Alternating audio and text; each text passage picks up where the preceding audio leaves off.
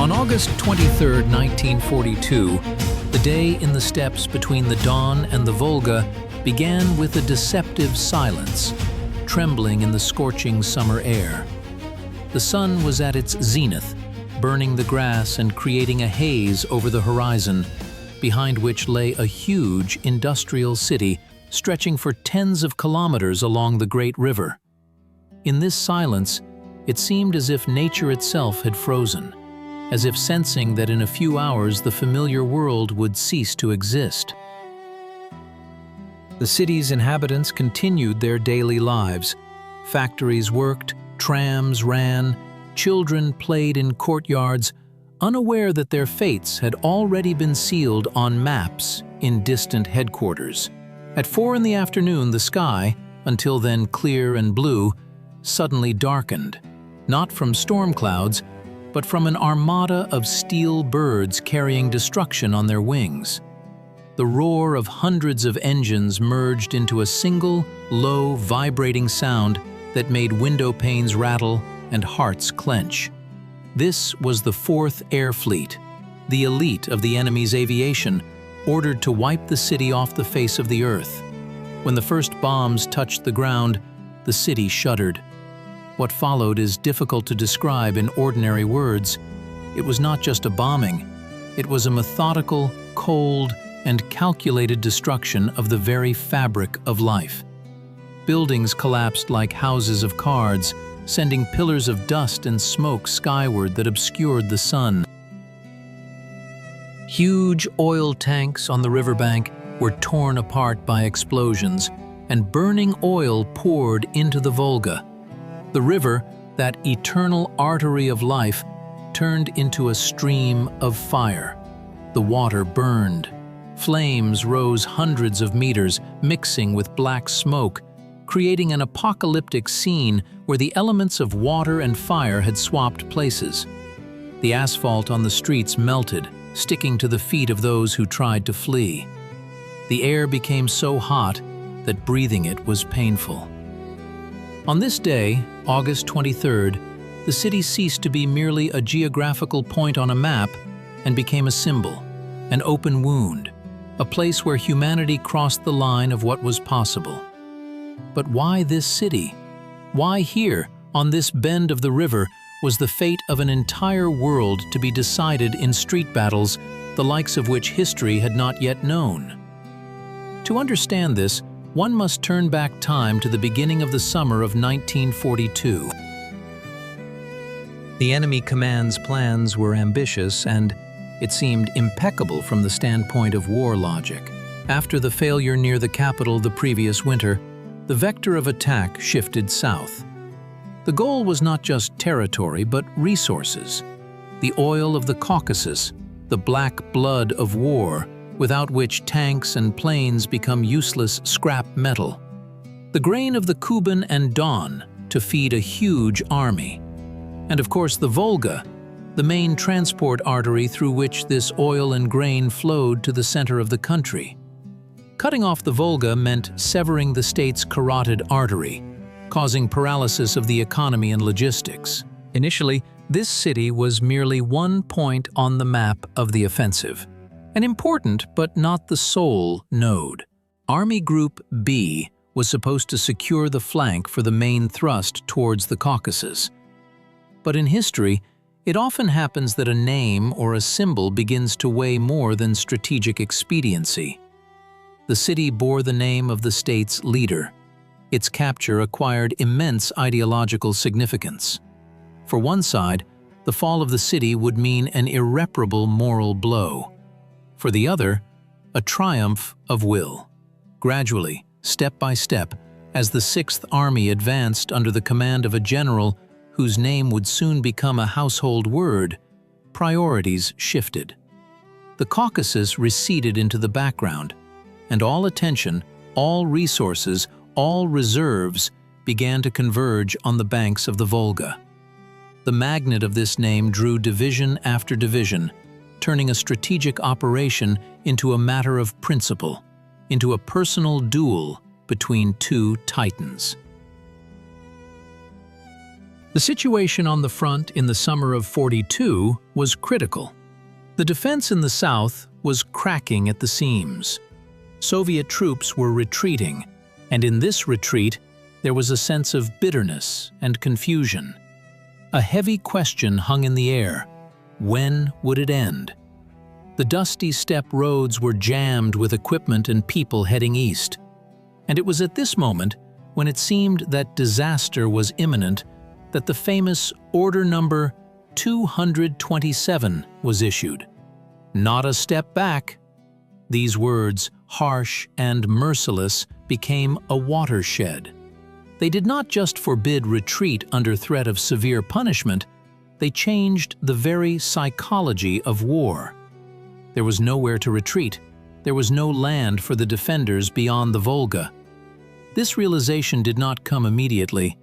It seeped into consciousness through fear, through despair, through the understanding that the only way to stay alive was to stand and fight to the death where you were. By early September, the advanced units of the 6th Army reached the outskirts of the city. With German punctiliousness and the confidence of victors, they believed that the capture of the city was a matter of a few days. After all, it had been so in Europe, so in many other cities. Artillery and aviation clear the way. Tanks enter the breaches. Infantry mops up the remnants of resistance.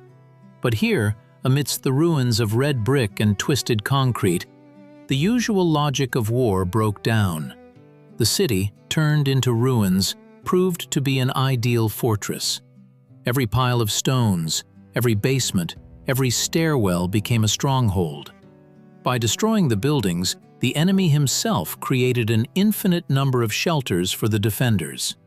Tanks, the kings of the fields, in narrow, debris-strewn streets, lost their advantage. They became easy targets for soldiers with Molotov cocktails and anti-tank rifles hiding in the ruins. The first layer of the great conflict began: the battle for the city's geometry. This was a war for every meter, for every floor.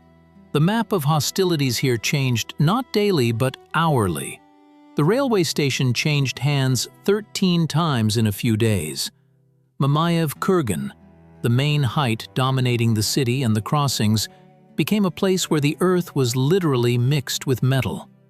The density of fire was such that, after the fighting ended, 500 to 1,250 fragments were found on every square meter of land.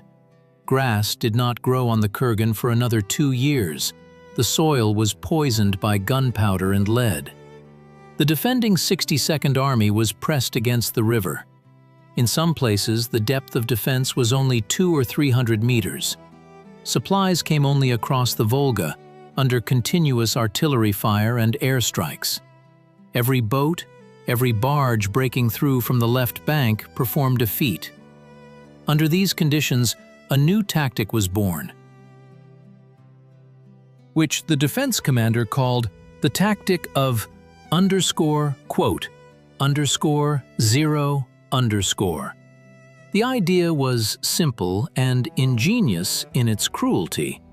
It was necessary to let the enemy get so close that their aviation and artillery could not hit their own.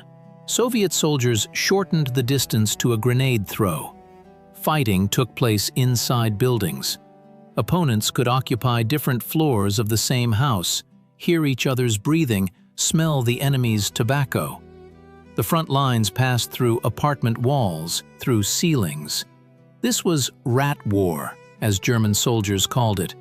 There was no room for maneuvers here, only pure reaction, animal instinct, and the ability to use any makeshift item as a weapon. Flamethrowers, sapper shovels, knives, everything was used in the cramped, dark corridors. The second layer of the conflict was internal, psychological. It was a clash of two wills, two characters. The commander of the 6th Army, Friedrich Paulus, was a staff officer, an intellectual, a planner.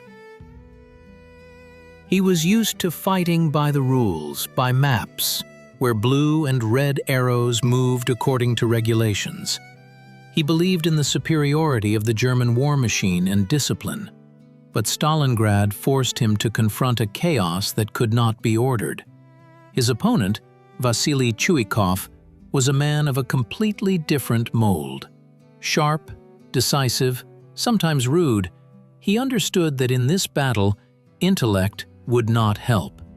He moved his headquarters to the right bank, into the thick of it, into damp adits and basements, to be with his soldiers, to see the battle with his own eyes.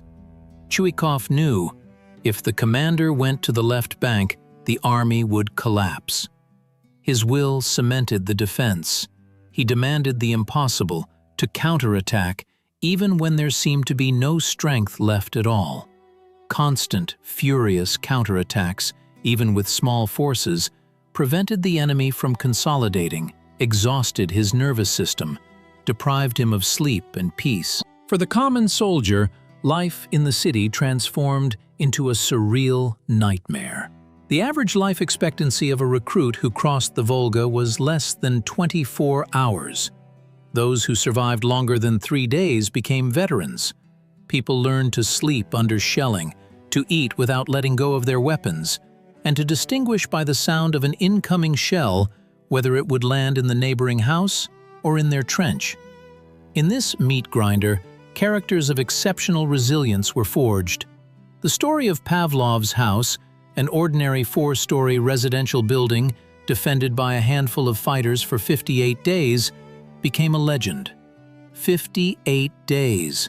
That's longer than entire European countries held out.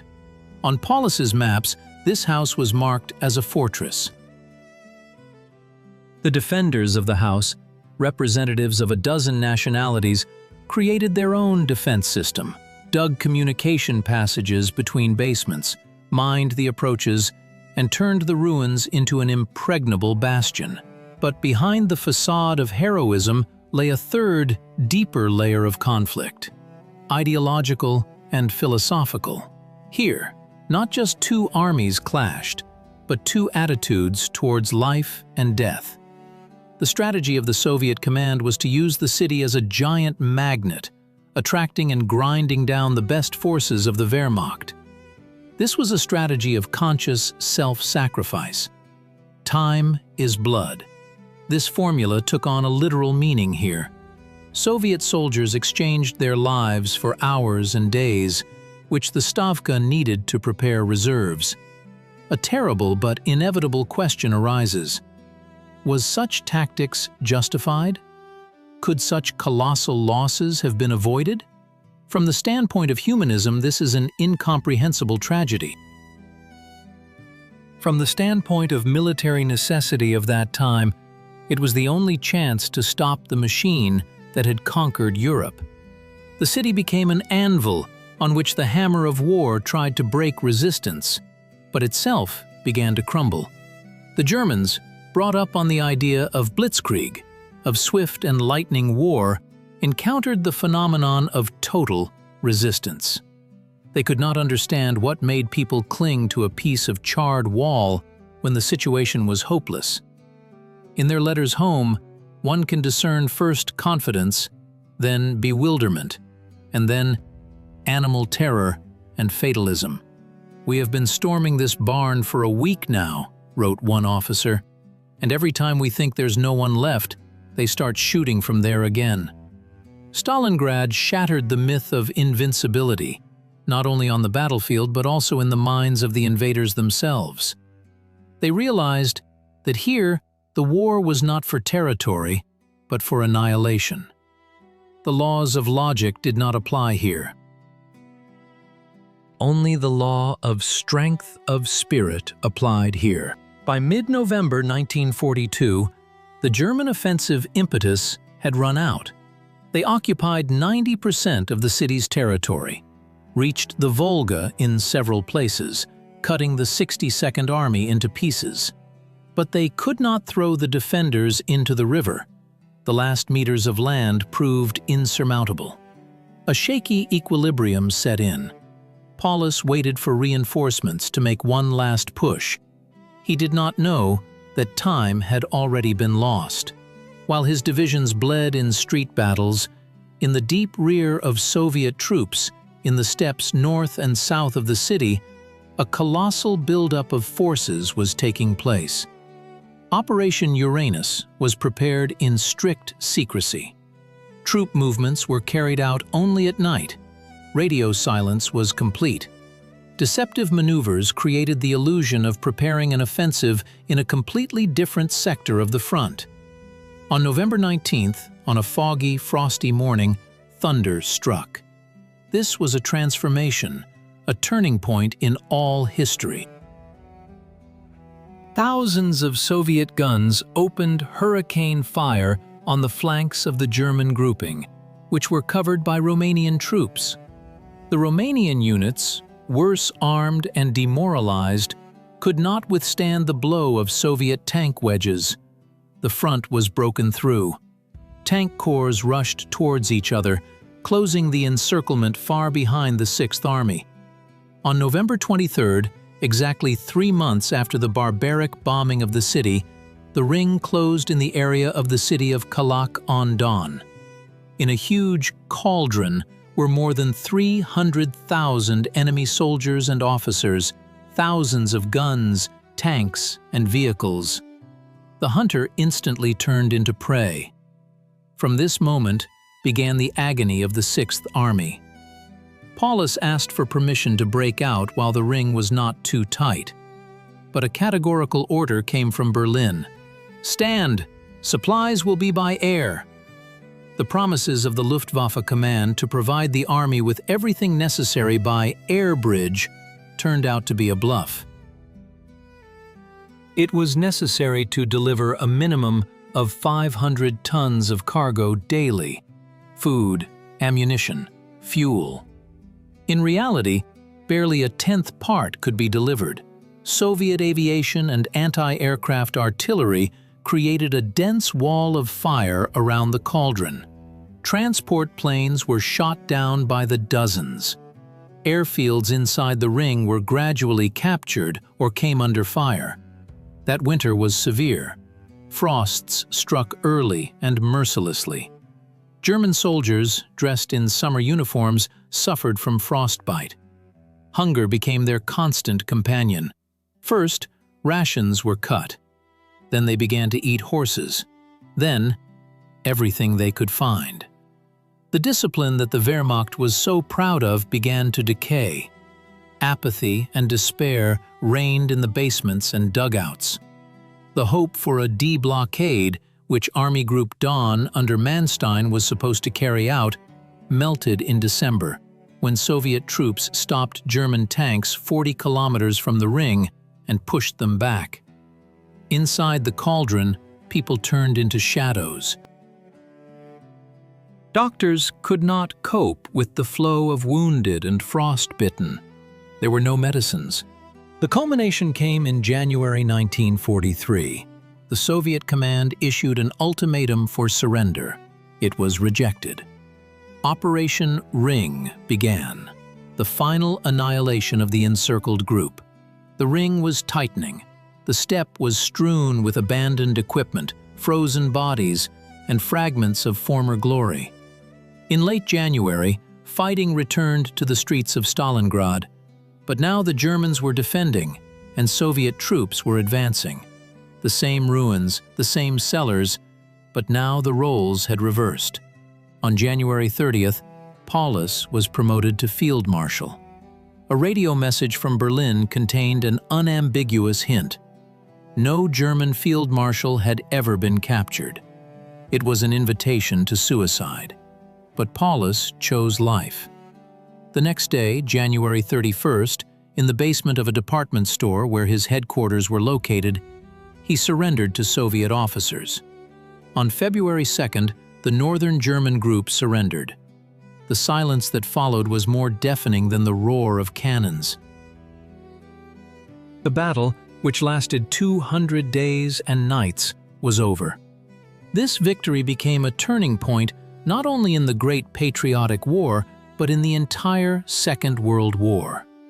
The myth of the invincibility of the Wehrmacht was finally dispelled. The allies of the anti-Hitler coalition looked with admiration at the feat of the Soviet people. The King of Great Britain sent a sword as a gift to the city, on the blade of which was an engraving, "To the citizens of Stalingrad, strong as steel." But the price of this victory was monstrous. Losses on both sides were measured in millions. The city lay in ruins. Of the entire pre-war population, only a few thousand people remained alive in the city itself, emerging from the basements to meet their liberators. They looked like ghosts, exhausted, in rags, but with eyes full of tears of joy. The resonance of this battle is heard even today. The lessons of Stalingrad are multifaceted and profound. The first lesson is the limits of the human spirit. In inhumane conditions, people are able to maintain the will to win, faith in the righteousness of their cause. The second lesson is the price of ambitions and mistakes of politicians.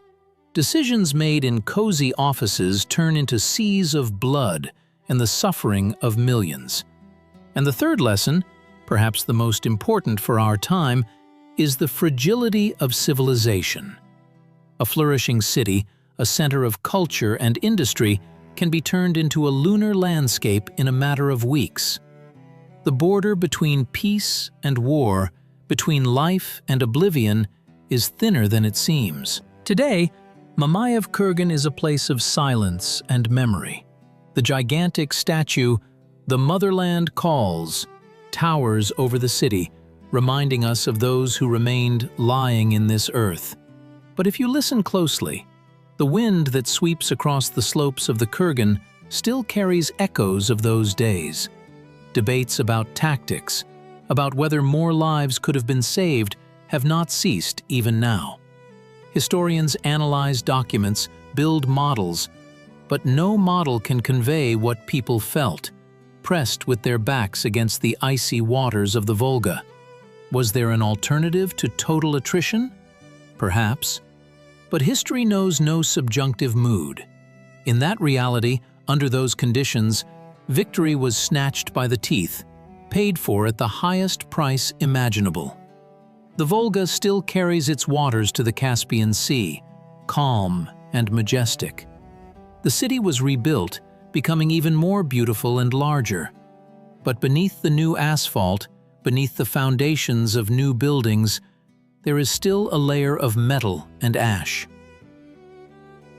This is the cultural layer of 42, which will forever remain part of the DNA of this place. The Battle of Stalingrad showed the world two poles of human essence: incredible cruelty and equally incredible self-sacrifice. This duality, this dark underside of a great victory, compels us to return to these events again and again, trying to understand how humanity managed to survive in this hell and preserve its humanity. We look at old photographs, peer into the faces of soldiers, and understand we live because they did not take a single step back then.